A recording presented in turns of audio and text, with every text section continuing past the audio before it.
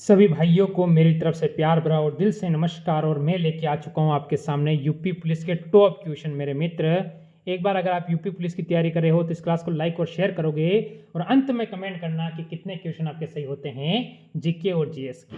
मेरे मित्र, अभी तक जिसने लाइक और शेयर नहीं किया है ना, सबसे पहले लाइक शेयर करेंगे। सब्सक्राइब नहीं किया तो यूट्यूब ऑल एग्जाम क्लास को सब्सक्राइब कर लेंगे। तो हम चलो पहला क्वेश्चन देखते हैं और इसका उत्तर देने की आप सभी कोशिश करेंगे, उत्तर सही देंगे और अंत में कमेंट करना कितने आपके सही हुए हैं। तो निम्नलिखित में से अवध लखनऊ के अंतिम नवाब कौन थे? अवध और लखनऊ के, ये आपको बताना है अंतिम जो नवाब था वो कौन था। अब यहाँ से मोहम्मद अली शाह क्या हो सकता है, वाजिद अली शाह, नसरुद्दीन शाह, बेगम हजरत महल। अब चार में से आपका उत्तर क्या होगा मेरे स्टूडेंट? आप सभी कहोगे sir option number B, Wajid Ali Shah. आगे बढ़ो अगले क्वेश्चन पर। इंग्लैंड के जेम्स प्रथम ने राजदूत सर थॉमस को किस वर्ष भारत आए थे? यह आपको बताना है कि कौन से वर्ष में वो भारत आया था। यह आपका उत्तर यहाँ से क्या रहेगा? तो आप सभी कहेंगे क्या होगा, जल्दी से सारे मित्र इसका उत्तर देंगे जल्दी से ही। तो आप सब कहोगे 1616 के अंदर, 1615 के अंदर, 1516 के अंदर और 1614 के अंदर। ये बता दूं मैं आप, जिस समय मुगल साम्राज्य था। अब बताओगे आप अपना उत्तर क्या रहेगा? तो आप सभी कहोगे ऑप्शन नंबर बी, 1615, क्योंकि 1516 तो हो नहीं सकता है, क्योंकि मुगल जब भारत में आए थे तो आप कहोगे 1526 यानी पानीपत के युद्ध से उन्होंने दिल्ली पर अपना अधिकार किया था। आगे बढ़ो, अगला क्वेश्चन आपके सामने देखो, किसने अल्बुकर्क ने गोवा प्राप्त किया था? यह आपको बताना है। तो हमारा उत्तर यहां से क्या रहेगा? गोवा को क्या है प्राप्त किया था। अब यहां से उत्तर देंगे बीदर से, बीजापुर से, गोलकुंडा से, अहमदनगर से। मेरे सारे स्टूडेंट यहां से अपना उत्तर देंगे। ऑप्शन नंबर बी, बीजापुर, बिल्कुल सही रहेगा। आगे बढ़ जाओ अगले क्वेश्चन पर। टीपू सुल्तान ने कितने सैन्य बोर्ड का गठन किया था? टीपू सुल्तान, जो आपको बताना है कि उसने कितने सैन्य बोर्ड का गठन किया था। तो सारे स्टूडेंट अपना यहाँ से उत्तर देंगे, जैसे कि 5 का किया था, 7 का किया था, 9 का किया था या 11 का किया था। तो सभी कहेंगे सर ऑप्शन नंबर सी यहाँ से बिल्कुल सही रहेगा। ऑप्शन सी, 9 सैन्य बोर्ड का गठन किया था। आगे बढ़ो, अंग्रेजों का सबसे अधिक विरोध निम्नलिखित में से किसने किया था? अंग्रेजों का सर्वाधिक विरोध किसने किया था, ये आपसे क्वेश्चन पूछ रहा है। अब हम यहाँ से कहेंगे सिख संप्रदाय, राजपूतों ने, मराठाओं ने, मुगलों ने। आप सभी को पता है कि 1857 के बाद क्या है, मुगलों का साम्राज्य भी खत्म हो चुका था। बहादुर शाह जफर अंतिम था। इसने कहा है कि विरोध किसने किया, तो यहां से हमारा उत्तर होगा ऑप्शन नंबर सी, मराठाओं ने इनका सबसे ज्यादा विरोध किया था। चलो यहां से सारे उत्तर देंगे कि प्रथम जो आलग सिख युद्ध की समाप्ति किस संधि से हुई थी। यह आपसे पूछ रहा है, उत्तर क्या है?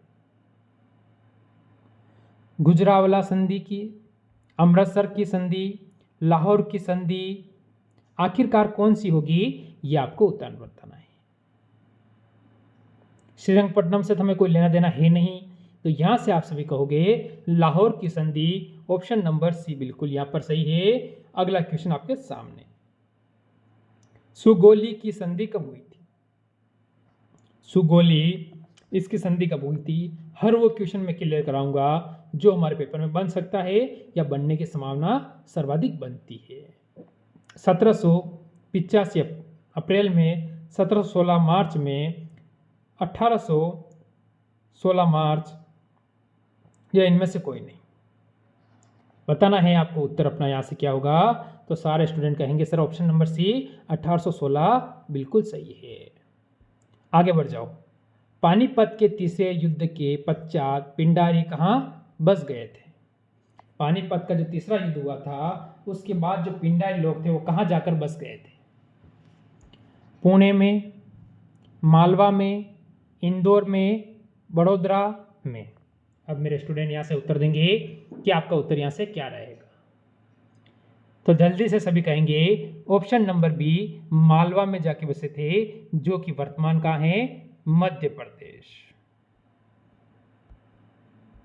ये ऐसे छोटे मोटे चीज आपको जानकारी होनी चाहिए। आगे बढ़ो। अंग्रेजों को बंगाल के प्रथम फैक्ट्री की स्थापना करने की अनुमति किसने दी थी? अब देखो, अंग्रेजों को जैसे अनुमति मिली, जैसे उन्होंने धीरे धीरे कारोबार बढ़ाया और वैसे ही भारत को अपने कब्जे में लिया, इसी तरह की राजनीति से आप बचे। मेरे हिसाब से कहने का मेरा मतलब यही है, मैं किसी के ऊपर नहीं बोलूंगा। तो आप क्या कहोगे मेरे स्टूडेंट यहाँ से? शाह सुजा। ऑप्शन नंबर यहाँ से ए बिल्कुल सही है। आगे बढ़ो।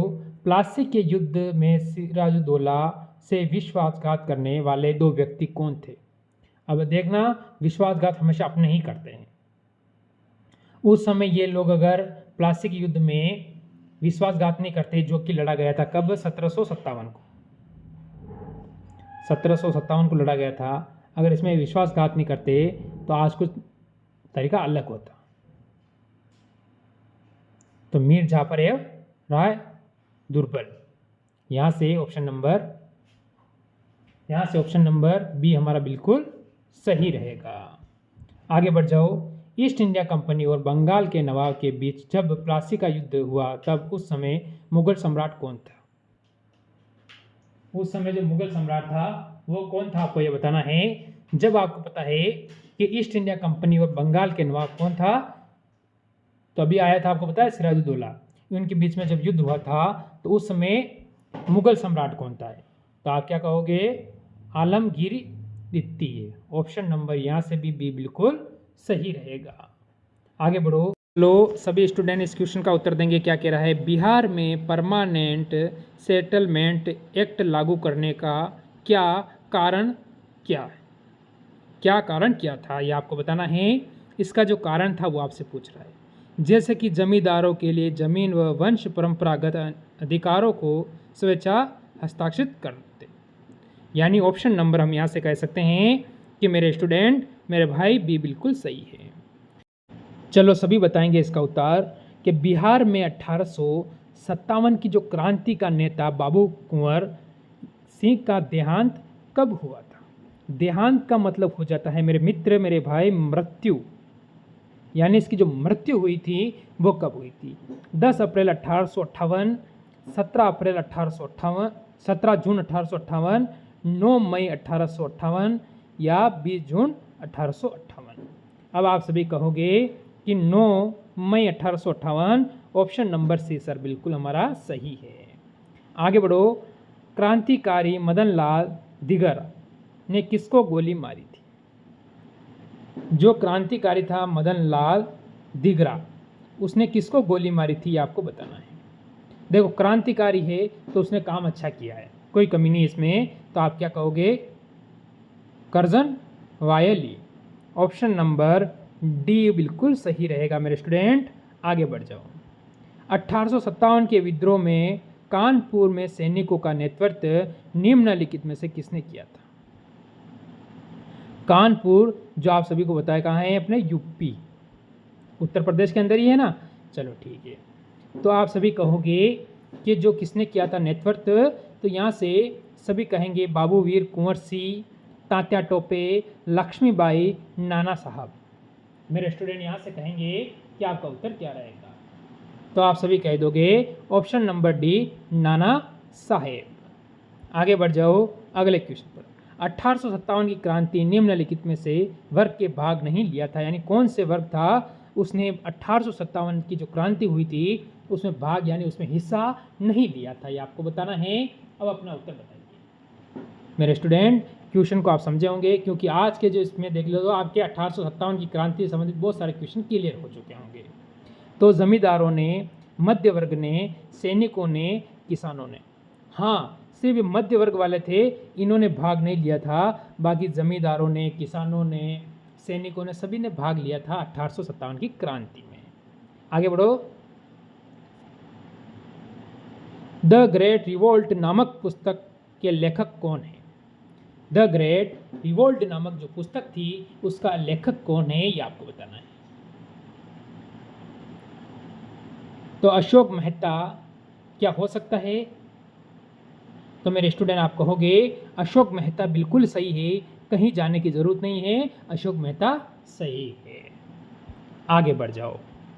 विश्व के इतिहास की झलक के रचयिता कौन है? जो विश्व की इतिहास है उसकी जो झलक है उसके रचयिता कौन है?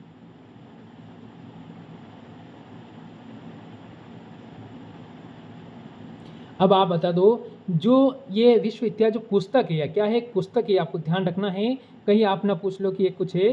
तो ये पुस्तक है मेरे मित्र, वो इसका जो प्रकाशन हुआ था वो हुआ था 2012 में। 2012 में इसका प्रकाशन हुआ था, यानी इस पुस्तक को कब लाया गया? 2012 में लाया गया। और इसका जो था वो Pandit Jawaharlal Nehru, option number A, Bharat के प्रथम प्रधानमंत्री थे इस पुस्तक को लिखने वाले। आगे बढ़ो। स्वामी विवेकानंद किस स्थान पर धार्मिक सम्मेलन के लिए प्रसिद्ध हुए थे? स्वामी जी विवेकानंद थे, वो कौन सी स्थान पर धार्मिक सम्मेलन के लिए प्रसिद्ध थे? London, Paris, Chicago, Berlin. अब ये जब हुआ कब था धार्मिक सम्मेलन? तो आप कहोगे 1893 के अंदर हुआ था, 93। ठीक है, कहाँ है ये? अमेरिका में। कहाँ हुआ? अमेरिका। ये भी आपका क्लियर हो गया? चलो ठीक है। तो अब आप सभी कहोगे यहाँ से जो होगा शिकागो, ऑप्शन नंबर सी बिल्कुल सही है। आगे बढ़ो। हिंदू विधवा पुनः विवाह कानून कब पारित हुआ है? हिंदू जो विधवा थी, विधवाओं के लिए जो पुनः विवाह यानी वापस उनकी शादी करवाने के लिए जो कानून हुआ था वो कब आया था? 1802, 1856, 1829, 1857। यहाँ से मेरे स्टूडेंट सारे अपना उत्तर देंगे। क्या आपका उत्तर होगा? तो सभी कहेंगे सर ऑप्शन नंबर बी, 1856 हमारा उत्तर बिल्कुल सही है। अगले क्वेश्चन पर, मौर्य काल में प्रशासन में किस भाषा का प्रयोग किया जाता था?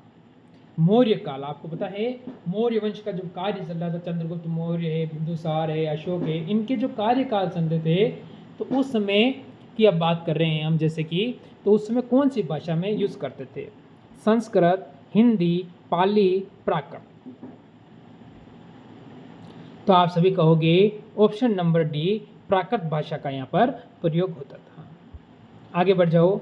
अर्थशास्त्र के अनुसार सीता भूमि का अभिप्राय है। अर्थशास्त्र के अनुसार जो सीता भूमि है उसका अभिप्राय क्या है, उसका मतलब क्या है, ये आपसे पूछ रहा है। अभिप्राय का मतलब हो गया मतलब। तो सभी कहेंगे जातियों द्वारा जोती जाने वाली भूमि। जातियों द्वारा जोती जाने वाली भूमि, जिस जोती जाने का मतलब होता है जिस भूमि का आप क्या करते हो, क्या करते हो? जोतते हो नहीं जोतते हो रे, हाँकना बोलते हैं, हाँकना, जैसे कि उसको पलटना, मिट्टी को बैलों के द्वारा, ट्रैक्टर के द्वारा, उसके बारे में बात चल रही है। द्वितीय आंग्ल मैसूर युद्ध के समय गवर्नर जनरल कौन था? ये बताना, उस समय गवर्नर जनरल कौन था? तो हम क्या कहेंगे? अब ये एक क्वेश्चन में अगर आप HW के तौर पे दो तो क्या इसका उत्तर आप सभी स्टूडेंट मेरे को कमेंट कर सकते हो? हाँ बिल्कुल कर सकते हो आप इसका कमेंट, और कमेंट करके आप ज़रूर बताओगे। आगे बढ़ो।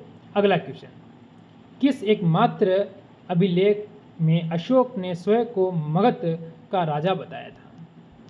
ऐसा कौन सा एक अभिलेख था जिसमें अशोक ने खुद को अपने कहा है कि भाई मैं मगध का जो राजा?